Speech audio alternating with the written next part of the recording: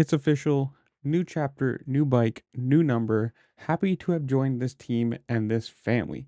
That is Valerio Lata, as he has moved over from Gas to Honda. So we have some more movement from the MX2 side of things over across the pond for us.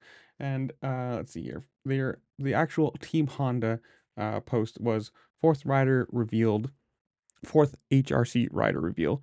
Team HRC is thrilled to announce that Valerio Lata will be joining us in the MX2 class, racing alongside Ferruccio Zanchi on the CRF 250R.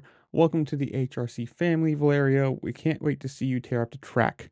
So we got more movement. Apparently, on this side of the pond, we've got very quiet. Very few things have been, well, there's been some moves, but for the last few weeks, it's been pretty silent. But over on the MX2 side of things, we've got two people with Liam Everett's moving over to Husqvarna.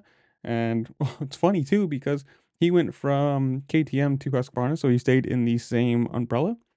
And Lata moved from Gas to HRC, so he left the KTM umbrella and went over to the Japanese side of things, which is going to be a big difference when you consider it's moving from, you know, the Australian brands to a Japanese brand. Way different bike, way different riding style, chassis completely different.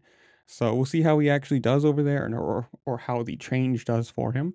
But comments down below. You guys tell me, are you watching MX2? Or not, obviously not watching at the moment, but do you watch MX2? Are you watching it when it comes out MXGP, or are you just an American motocross fan? Whatever it is, comment down below. Tell me what you think. How do you think he's going to do? Good move, bad move, whatever it is.